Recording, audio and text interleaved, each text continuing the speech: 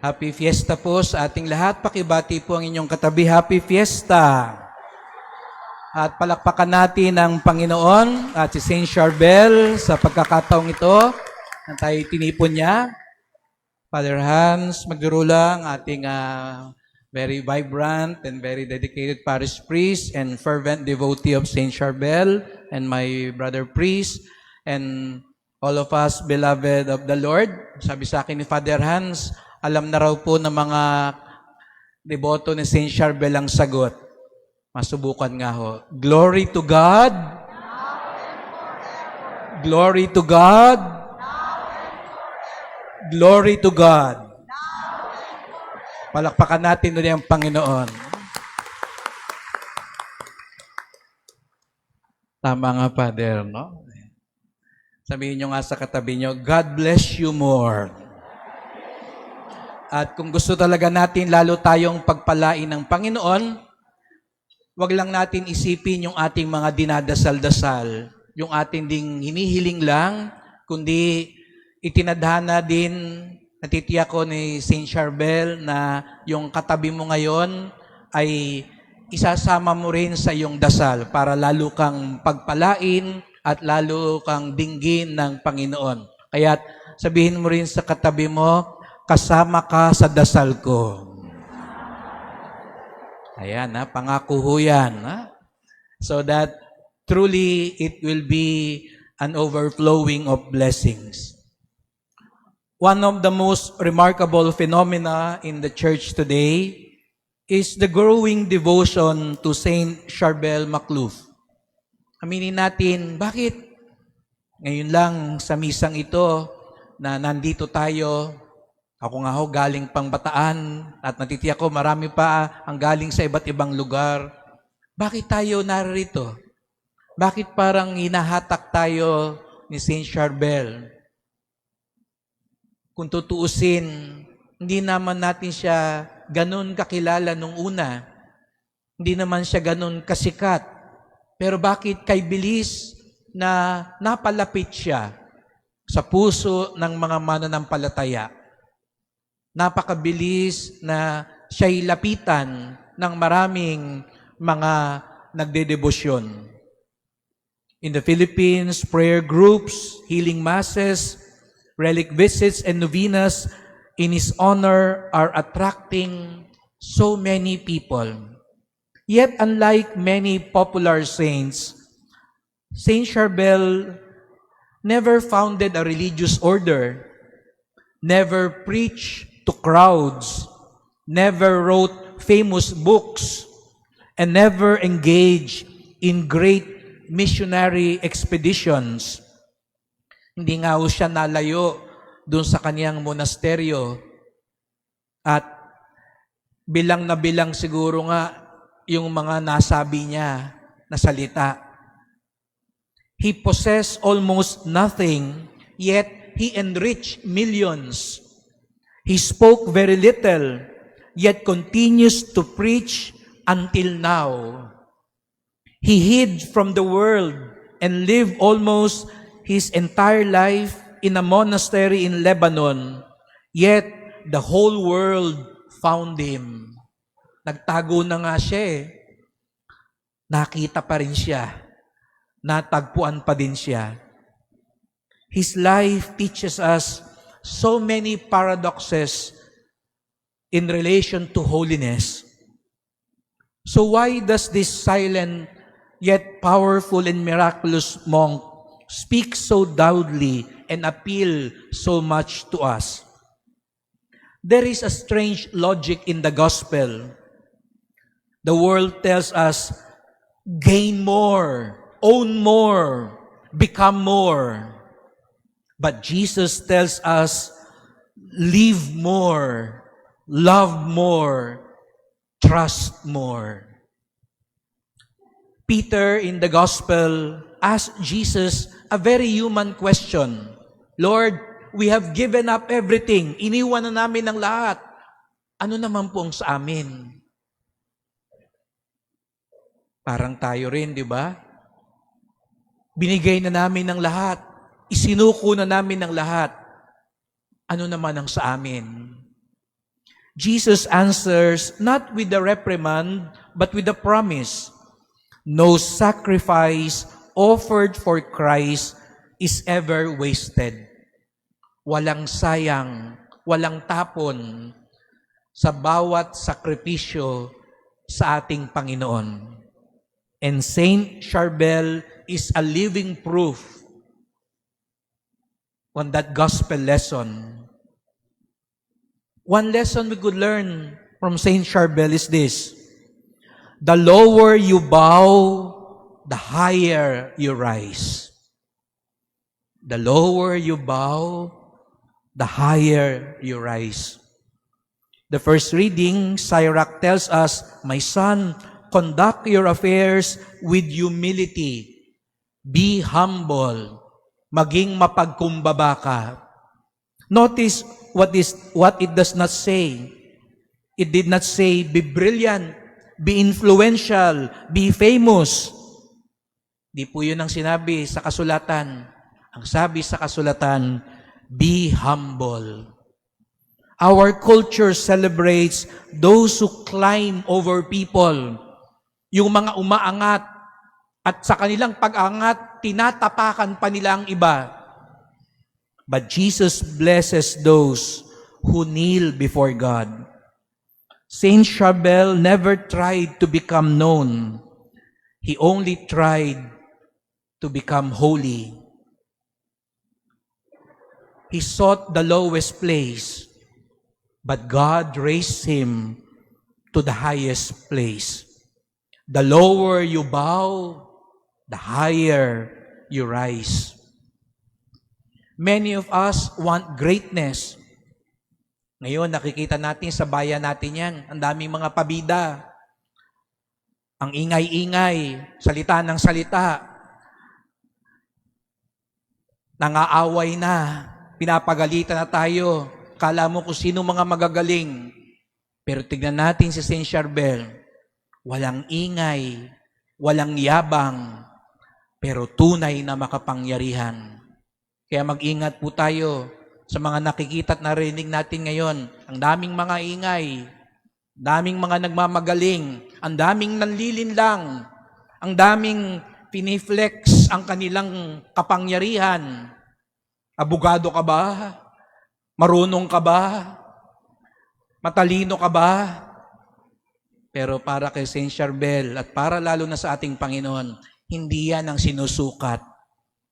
Yung mga mapagkumbaba, sila ang tunay na dakila sa ating Panginoon. Amen? If you notice, especially the pictures of Saint Charbel, it is said that no one saw the face of Saint Charbel when he was alive. Kaya kung mapapansin niyo po yung mga larawan niya, mistulang nakayuko po siya. Ayaw nga niyang tumingin sa mga tao. He always kept his head down in church, at work, or even when walking, always looking to the ground. He would only lift his eyes to heaven, to God.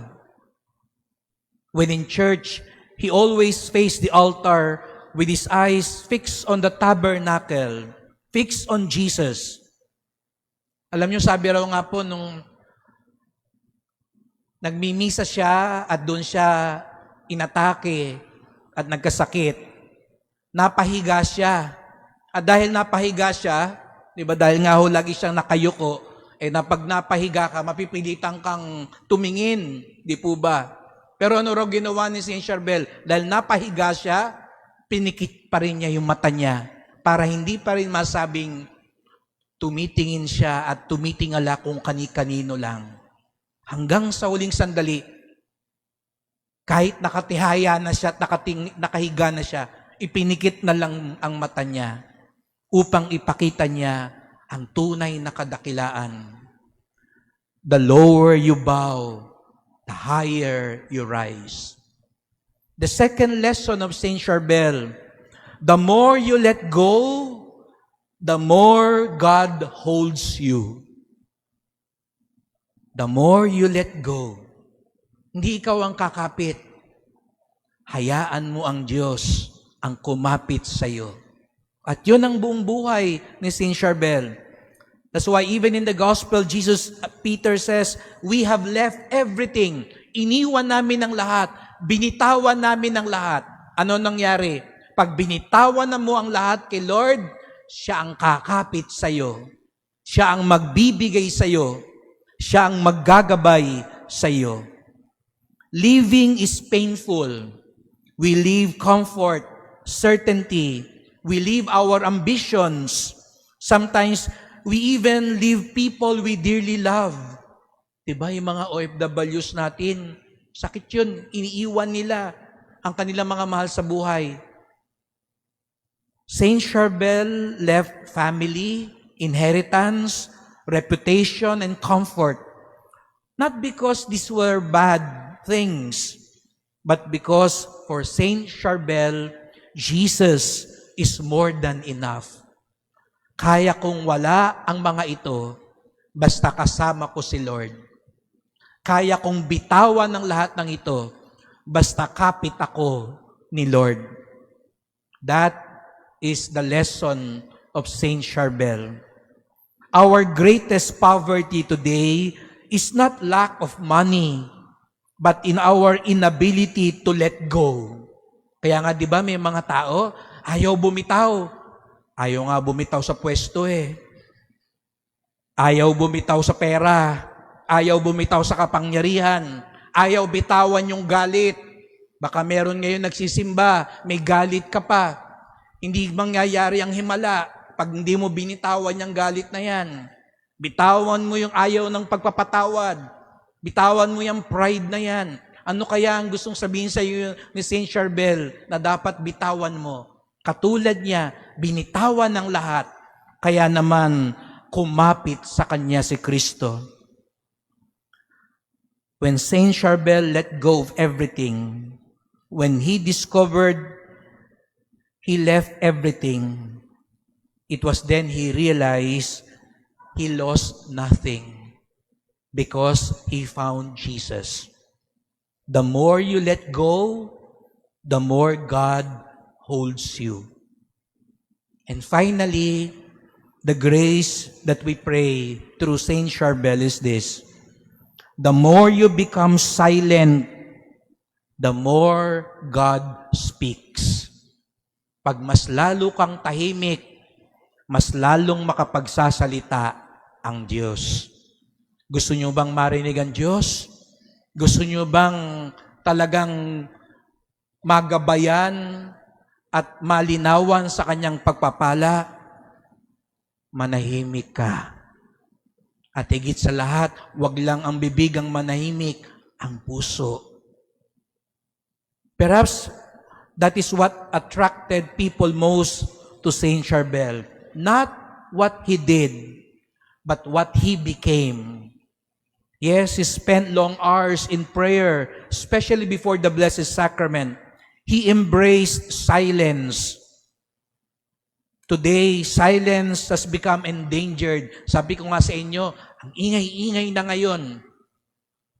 Ang daming mga nagsisigawan ngayon. Ang daming mga nagbabalitaktakan ngayon. Ang daming mga nagpapabida ngayon. Ang daming nanglilinlang sa atin ngayon. Paturo tayo kay Saint Charbel makinig. Paturo tayo kay Saint Charbel manahimik. God still prefers whispers over noise. Saint Charbel understood that holiness is allowing God to speak before we do. Nung nasa Quiapo po kami ni Father Hans, lagi naming sinasabi sa mga deboto ng Poong Nazareno, pag nagdadasal tayo, wag lang tayo nagsasalita. Minsan pag nagdadasal tayo, di ba ganun po? Papasok tayo sa simbahan, lalabas na natin yung mga listahan natin. Lord, Mama Mary, Saint Charbel, ito po lahat ang gusto ko. Pagtapos, magkantanda na, alis na. Lagi kong sinasabi sa mga tao, huwag kayong aalis. Hindi pa tapos ang dasal. Dahil ang tunay na dasal, yung mananahimik na tayo at hayaan natin siya na ang magsalita. Minsan nga, mas maganda, wag na tayong magsalita eh. Alam naman ho ng Diyos, nasa puso na natin. Hindi nyo na kailangang ipagsigawan pa sa Kanya. Ang mas kailangan natin, ang marinig siya. Kaya napaka makapangyarihan, mapagimala ni Saint Charbel, malinaw na malinaw sa Kanya ang sinasabi ng Diyos dahil bukas na bukas ang Kanyang puso. Silence is not emptiness. Silence is the fullness of God. Jesus promised everyone who left houses, brothers or sisters, for my name's sake, will receive 100-fold, will inherit eternal life. And Saint Charbel found that treasure. May we also find that treasure, that real blessing from the Lord. Yes, let us ask the help of Saint Charbel that we may remember these paths to holiness. For in God's kingdom, the way up is down. The way to possess is to surrender. The way to speak is first to listen in silence. Saint Charbel Macluf, teach us to be humble. Teach us to be selfless. Teach us to be silent, so that like you, we may receive the fullness of God's grace. Saint Charbel Macluf, pray for us. Amen.